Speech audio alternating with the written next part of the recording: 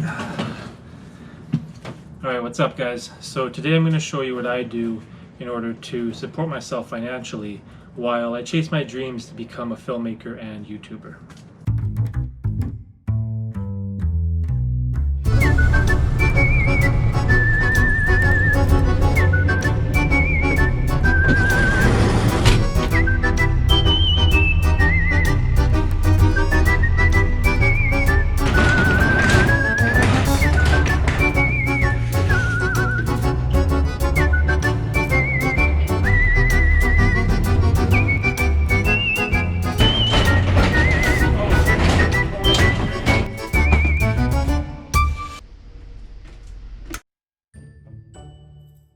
So as you can see, I do have a day job which at the current moment helps pay the bills, but more importantly is a constant reminder of what I don't want to do with the rest of my life and why I need to chase my dreams. It's taken me over 10 years of searching for my passion to get to the point I'm at today. And I've mentioned this numerous times in my other videos, but I absolutely love doing anything with filmmaking, YouTube, or just content creation really.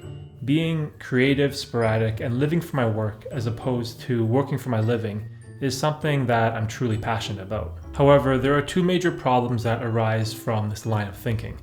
How do you find your passion? And once you find it, how do you make money from it?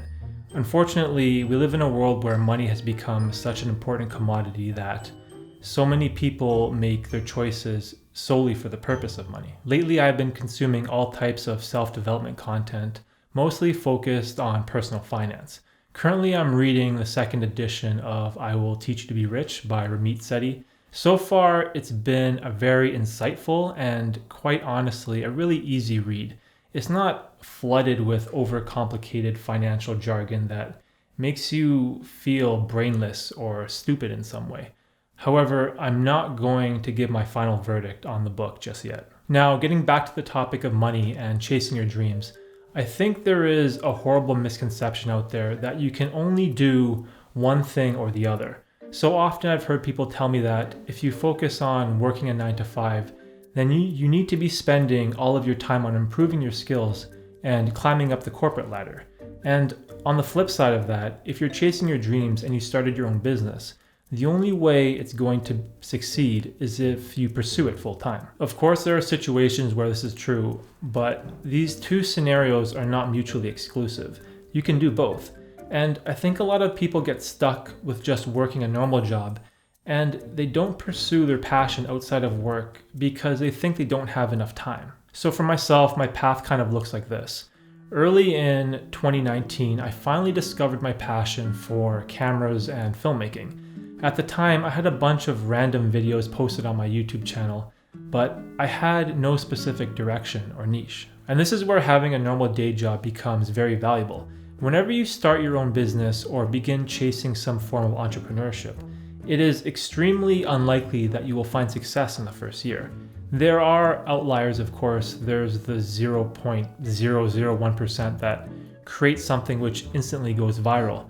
And it feels like in some way or another, they've become some type of overnight success, which yes, can and has happened before, but I believe it's foolish to think we can somehow replicate that level of success. Instead, I like to take a more methodical approach to things.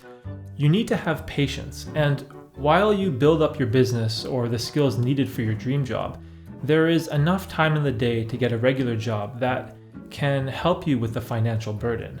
Or better yet, it could provide you with some extra money that you could reinvest into equipment, training, or whatever you need to do to improve your position. Throughout all of 2019, I basically worked a 40-hour a week, Monday to Friday, 9 to 5 job. Let's say, for argument's sake, on a typical day, I got about 8 hours of sleep and I worked an 8-hour shift. Add in a 45-minute commute to work, about half an hour for lunch, and another 45-minute commute home. That leaves us with about 6 hours left in the day. Now, you probably need another 2 hours for family, eating dinner, taking a shower, or whatever else you need to take care of. So now we got 4 hours left, and this is where you need to make some really good decisions. In the past, I would tell myself, I worked hard all day. I deserve some time to relax and watch a few shows on Netflix or play some video games with my friends. This is such a pivotal moment because if you can muster the energy and determination required to do something productive with those 4 hours, then that's an extra 20 hours a week you're putting towards your goals. And this doesn't even count the time you have on the weekend. There's been so many weekends where I had to say no to a night out with friends because I needed 10 hours on a Saturday to finish editing a video. Now, you may be thinking this type of work schedule is too crazy or something, but let me tell you a story about an interaction I had with a coworker at my job. Now, I don't want to say his name, but let's just call him an established older gentleman. This guy always complained about the economy, complained about his job, or how he doesn't have enough money. And I remember there was this one time on a Friday, we just finished up our shift, and he asked me, "So what's going on for the weekend?" Now, normally I would give people a super vague answer here, or just a typical, I'm just spending time with my family. But I sort of built up this level of respect for this guy. Even though he complained about a lot of things, there were many times he gave me really good life advice. When I bought my first house, he told me what I could fix myself and things that I could do around the house to save money, which at the time really helped me out a lot. Backtracking to our conversation about the weekend, at the time I had a video I needed to edit for a friend, and I also had another video to finish for my YouTube channel. So I told him something like, "Oh, I'm super busy this weekend. I probably got like 20 hours of video editing to do." And then I kind of laughed or something. We ended up getting into an argument about money and side hustles, which resulted in him being very critical of some of my life choices. Now, normally I don't really care when people make fun of me or are judgmental of me. I'm old enough to not let insignificant things like that affect me. Usually I just try to avoid toxic confrontation altogether.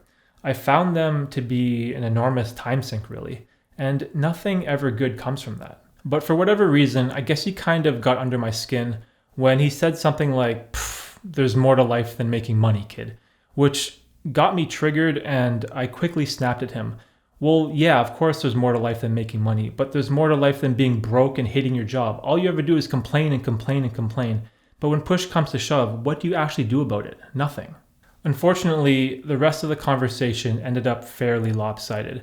I was super embarrassed that I let his words get to me, and I kind of retreated into my shell and let him give me an earful. The reason for this is I realized this guy is coming from a place where he doesn't know anything outside of the workforce. In his mind, the only way to make a living is to find a stable 9-to-5 job with decent pay, benefits, and vacation days, and he's been in his position at the same company for over 27 years now. So naturally, taking advice from a quote-unquote kid that is 20 years his junior makes absolutely no sense from his perspective. Now, the reason I brought up this story is because you need to be very careful that you don't fall into this trap of making excuses. It's so much easier to deflect blame from yourself than it is to accept your shortcomings as a person. In the case of my coworker, all he does is complain about his job and money, but he doesn't do a single thing about it. It's COVID's fault we don't have higher wages, it's the economy's fault that we don't have better jobs, or it's the government's fault that our income tax is so high. Like, really? Are you kidding me? But when that new movie comes out, he's seen it. New Netflix show, he's already binge watched the entire season. Hockey game, UFC, NASCAR, yep, he's watched all of those as well. And I'm not some kind of advocate of you have to hustle and grind every minute of the day and put in 120 hours per week or else you won't be successful. Like, that's not what I'm saying. What I'm saying is that I think we can all do a little extra with our time each week in order to improve our lives. Can you commit an extra 5 hours of your time per week? How about 2 or even just 1? Can you skip the basketball game or watch just 1 episode of Netflix instead of binge watching the entire season? There's so many different choices available to us that I don't believe the answer has to be so black and white. I've been working at my job for over 8 years now, since 2012, which I know is kind of a long time frame, but the point I'm trying to convey here is that this doesn't have to be an all or nothing decision. There's still so much time in the day, the week, or a month, or even a year that you can still chase your dreams while still maintaining a job to supplement your income. For years, I've had this bar graph idea floating around in my head. I kind of wanted to invest 40 hours a week into my day job to cover all my bills, so that all that kind of stuff is taken care of and I don't really have to think about it. But then at the same time, I wanted to invest an additional 20 hours per week into my side hobby of YouTube. And as things would slowly grow over time, I wanted to reduce the 40 hours that I spent at my job and increase the 20 hours that I invest into YouTube. Eventually, I've been hoping to get to this point where the two bars have completely reversed. Now, I'm not quite there yet. Currently, I spend about 30 hours a week at my job and roughly 30 hours on YouTube, so my distribution of time is fairly even, but I think I'm on the right track and hopefully I can achieve my dreams in the near future. So if you are struggling to find ways to support yourself financially while you chase your dreams, remember that there is nothing wrong with getting a day job. Don't think of it as settling. Think of it as a means to an end, a way to keep yourself afloat while you put in the work behind the scenes. Or maybe you might like the day job and decide to keep it long term. Whatever you decide to do, know that everyone's path to the top is different. The only thing you can control is your time, energy, and effort you put into the things you love. Be assertive with your time. Take action. Find good habits that can make you more productive. And most importantly, don't succumb to the victim mentality. I wish you all the best in your future endeavors. Thanks for watching.